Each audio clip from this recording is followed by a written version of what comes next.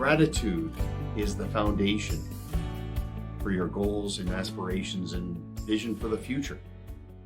But you got to be at peace with the way things play out. Hey, this is Duncan MacPherson with Pareto Systems.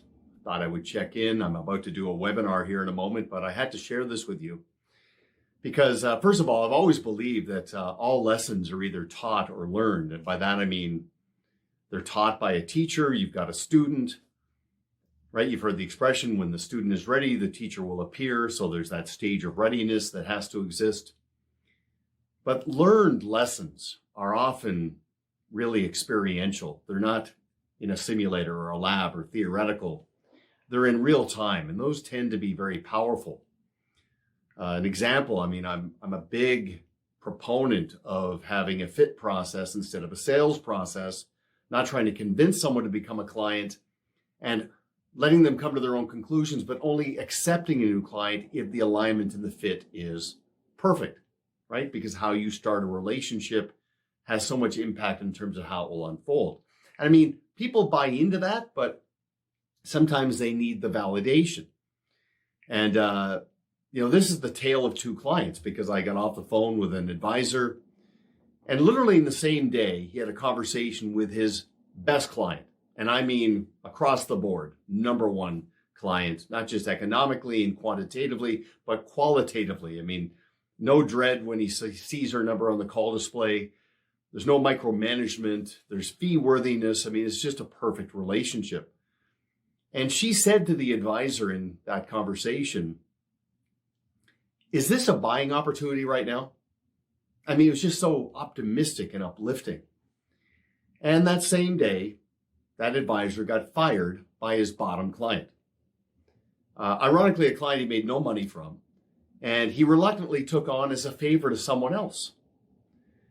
And so we had this interesting exchange around that. And I said, obviously, the exit call has to be high road.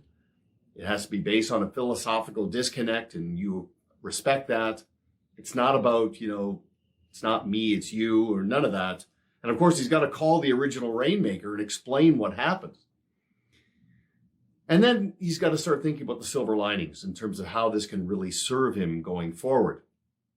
I said, take a look at your client list, and if there's anybody towards the bottom that is not a good fit, you've got to start thinking now about automating, allocating, or maybe even disassociating from those relationships. And then you start to think about the movable middle and then your favorite clients and how you can reset their perception for you going forward. So I told him, I said, in all calls going forward with the movable middle and the top clients, tell them what you're doing and tell them what you're learning through all of this. And tell them the story about that bottom client and what it revealed, and the fact that you've made the decision to grow down. And you've made the decision that you want to elevate and then start to grow upmarket and only be all things to some people. And as part of that, you've come to the realization that you're kind of your own best kept secret. You've got these great relationships, but they don't have the complete picture. Like, they trust the advisor and the advisor's core competency, but they don't really understand panoramically all that that advisor and that team can do. I mean, the technical ability is important, but it's kind of a minimum requirement right now. We want them to be bought into the entire picture. And just to be open and forthright with these clients as you go through this, okay? And that the relationship is not promissory on short-term performance. It's on a client experience, what it means to be the client. And I said to the advisor, I said, tell your clients, it's probably important that you know what I believe makes us different. It's not just our people and our skills and credentials and passion for what we do, but it's also our client experience and how we're constantly refining that through practice management. And it's also our process. And then start to have a conversation what that process looks like. And again, our video, 7 Pillars, 1 Process, is a perfect placeholder for all of your value to give it context. It's not just that you're a good person with good intentions and good skills. You've got a well thought out process in place that the client will grow into over time. And what was interesting about that exchange with the client is when he was talking about the client that fired him, I mean, I could feel the energy. And I mean, nobody wants to be rejected. But what's interesting, we were talking about his goals, and he kind of put a bit of an ultimatum on his goals. He said, this needs to happen in 5 years for me to really feel fulfilled. And I said to him, aspiration is not fueled by ultimatum. And we had this conversation about gratitude. I said, so let's just talk about the future, but let's talk about what you're happy with now as you aspire to what you want in the future.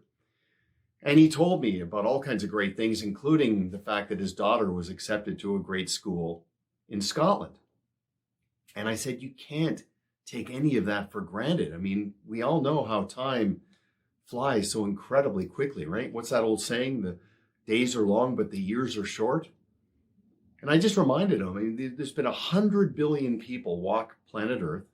There's close to 8 billion now.